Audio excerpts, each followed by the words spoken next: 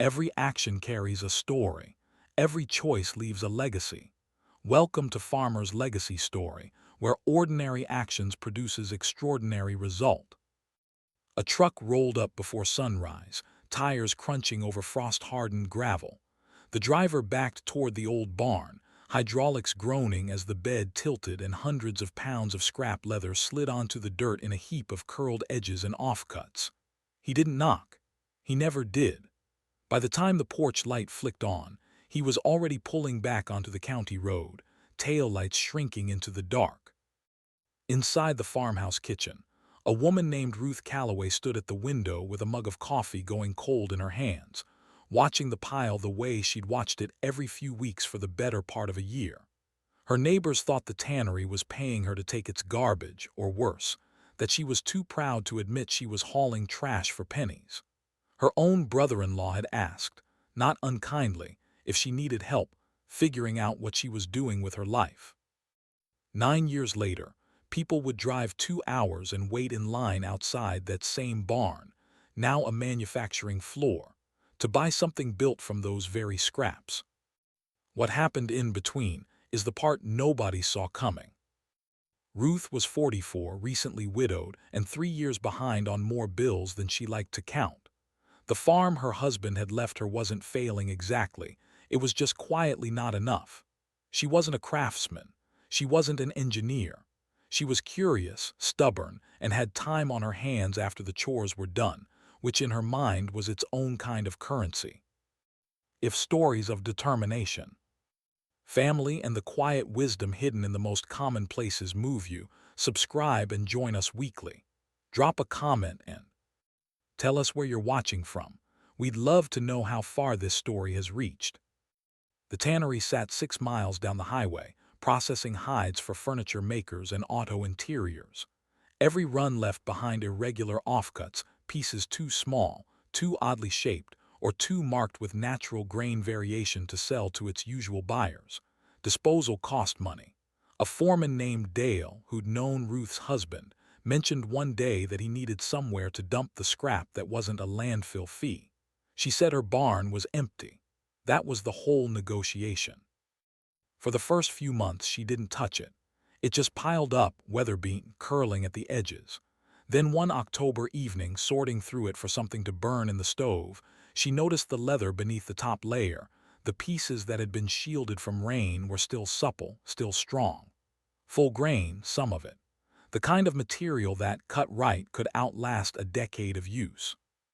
Nobody else saw that. They saw waste. Ruth saw material nobody had bothered to look at closely. By the end of that year, she made a decision that struck everyone around her as pointless. She told Dale to keep every shipment coming, and she stopped burning any of it. What followed wasn't a montage of quick discovery. It was 2.5 years of Ruth teaching herself a trade with library books, a second-hand sewing awl, and a growing stack of ruined leather. She learned to read a hide the way a butcher reads a carcass, where the grain ran tight and strong, where it thinned near the belly, where old scarring meant the piece was only good for backing, never for a visible face. She taught herself saddle stitching by hand, 2 needles pulling in opposite directions through waxed thread, because she'd read that a lock-stitch machine could snap and leave a seam half undone, but a hand saddle stitch held even if one thread failed. Her first 50 attempts at anything were bad. A tool pouch collapsed the first time it was loaded. A belt she stitched crooked enough that her sister-in-law laughed out loud at Thanksgiving. She kept every failure in a wooden crate in the corner of the barn, not out of sentiment at first, but because she couldn't stand to throw away something she'd spent 6 hours making, even a bad something. A worn spiral notebook became the place where she wrote down every mistake and its cause. Thread too thin for load-bearing seam. Grain direction wrong on strap, stretched under weight. Rivet too small, pulled through leather. That notebook would end up bolted, laminated to a wall in her factory lobby years later. But in those first years, it was just a woman at a kitchen table, refusing to accept that close enough was good enough. Neighbors called it a hobby that had gone on too long. Her son, 17 and embarrassed by the whole thing, asked why she didn't just get a job in town like everyone else's mother. She didn't have a good answer yet. She just knew she wasn't done. The turning point wasn't a flash of inspiration. It was a conversation. Ruth had been making belts, decent ones, by then, and selling a few at the county fair. An electrician named Hollis bought one, came back a month later, and instead of buying another belt, he complained. His work belt kept shifting under the weight of his tools, digging into his hip by lunchtime, and every version on the market was either too flimsy to survive a job site or too rigid to move with his body. Ruth started asking around, not just electricians, ranchers, carpenters, welders, linemen, mechanics. She drove to job sites with a notepad and asked, essentially, one question: what does your current gear get wrong? The answers rhymed. Tools that shifted mid-climb. Pouches that tore at the seams within a season. Nothing built to fit an actual moving body instead of a mannequin. She spent 4 more months designing a modular tool rig, leather panels that could be reconfigured for different trades, reinforced at every stress point she'd identified in her own failures, stitched by hand where machine stitching would fail first. It wasn't cheap to make. It wasn't going to be cheap to sell. She brought her first batch to a hardware store 40 minutes away. The owner turned it over once, looked at the price she'd need to charge to make a living wage off the material and labor, and shook his head. "Nobody's paying that for a tool belt," he said. "Guys buy the cheap one, it breaks, they buy the cheap one again." She heard versions of that sentence a dozen more times that year. A distributor laughed at her margins. A big box buyer told her, not unkindly, that her product was solving a problem people didn't know they had a cheaper way around. She could have lowered her price by using thinner leather, machine stitching instead of hand stitching the load points, cutting corners nobody would notice until month 8. She didn't. Instead, she went back to Hollis and 3 other tradesmen who'd first complained to her, gave them prototypes for free, and asked them to use them until they broke. None of them broke. By now, Ruth understood things about leather most people never think about. She knew that grain leather, the outer layer of the hide, was stronger and more weather-resistant than the split layers beneath it, and that a lot of cheap gear used split leather dressed up to look like the real thing. She understood that vegetable tan leather, cured slowly with tree bark extracts, aged and molded to its owner's body over years, while chrome tan leather processed with mineral salts was faster to produce but wore differently under heat and sweat. She learned that a stitch line is only as strong as the leather around the hole punched for it, too close to the edge, and the seam would tear out under load. A rivet used instead of a stitch could concentrate stress in a single point and fail catastrophically instead of gradually. None of this she taught by lecturing anyone. She taught it by fixing her own mistakes in front of the people who asked her why one version of a pouch outlasted another. Word got around less because of what she said and more because of what her gear kept doing, not failing. Hollis bought a second harness for a coworker. That coworker bought one for his crew. A rancher who'd bought a repair kit mentioned it at a supply co-op 2 counties over, and orders started arriving by phone, then by mail. She hired her first employee, a young man named Tio who'd been laid off from a furniture plant, to help with cutting patterns. Then a stitcher. Then someone to manage the growing stack of orders she could no longer track by memory. The barn, still standing on the same dirt where that first truck had unloaded scrap 6 years earlier, got a second workbench, then a row of them, then a proper concrete floor poured over the old dirt. Growth wasn't a straight line upward.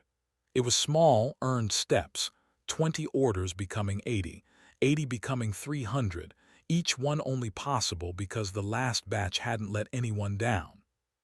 The crisis came in her 7th year, not from a competitor or bad luck, but from her own success outrunning her supply.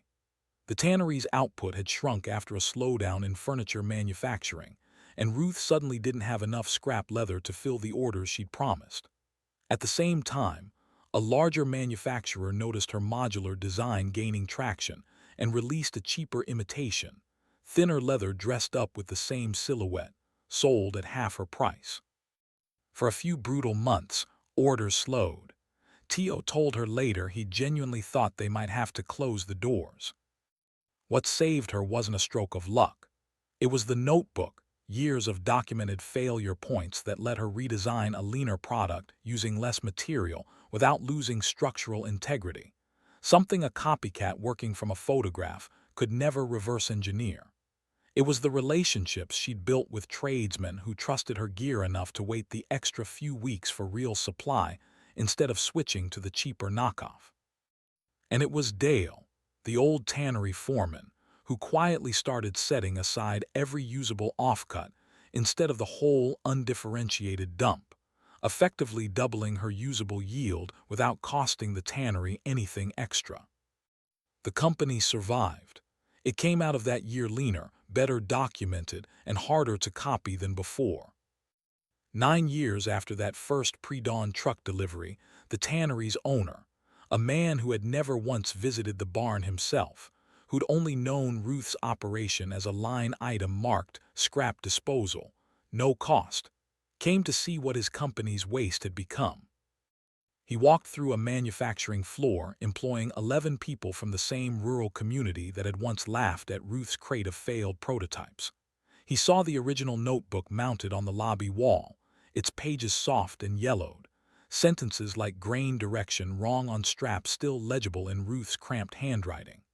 He saw the first crooked belt from years earlier, kept in a glass case, not because it was good, but because it was honest. He asked her, half joking, whether she'd consider consulting for the tannery on reducing its own waste stream. She said she'd think about it. She did more than think about it. Within a year, the tannery had cut its landfill costs by classifying and setting aside material the way she'd taught herself to. Material other buyers, other manufacturers, could use instead of burying. The people who'd once assumed she was hauling garbage now asked her, in all seriousness, how she'd known. She hadn't known. She'd just been willing to look at something twice. The company didn't become a fortune. It became something quieter and, to Ruth, better.